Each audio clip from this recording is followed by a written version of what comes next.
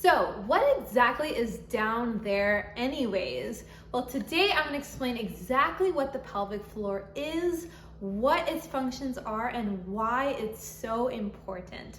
So here is a handy dandy model of a pelvis. As you can see here, we have these two bones right through here. These are the bones you can actually put your hands on each side. We have right here our pubic bone. So this is the bone that you can touch with your hand right in the front. And then if I tilt this down, you should be able to see, or if I face it this way, a little bone right there, and that bone is the tailbone.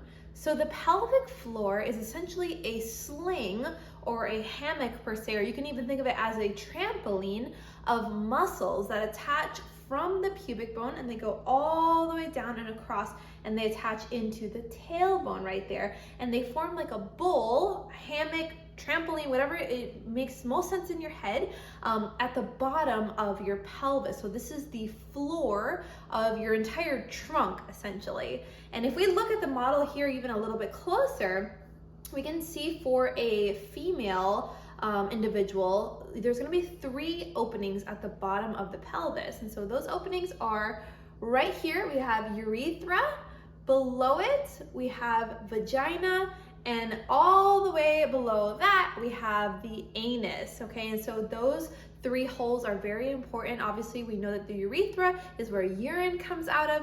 The vagina is for things such as childbirth, sex, tampons, toys, etc. And then lastly, we have the anus, which we know obviously is mainly used for bowel movements and sometimes for sexual pleasure as well. And so that is the pelvic floor. And we kind of covered it already, but a little bit on functions and why the pelvic floor is so important.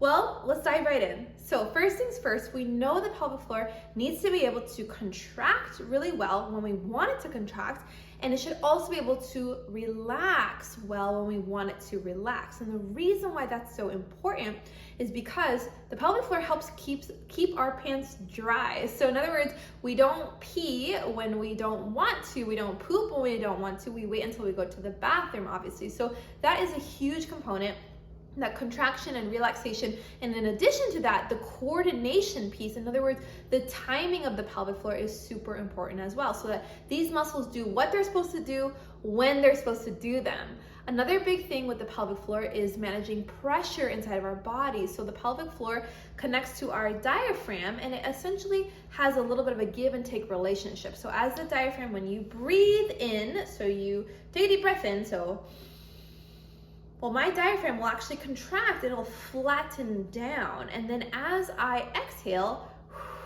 the diaphragm comes back up. Well, the thing with the pelvic floor is that as that diaphragm contracts and flattens down, well, you've got organs inside of your abdomen, and so those organs need to get out of the way. So the pelvic floor being the floor of your trunk, it should have a little bit of a give as well. So it should relax on that inhale, and then as you exhale, should go back up to resting tone there. Another thing that the pelvic floor is super important for is postural control. We know it's excellent and it's very important and vital for sexual function. Obviously, these muscles being able to relax well and being able to receive a toy, a finger, a penis, an object, whatever it is, without pain. Those are very important functions of the pelvic floor.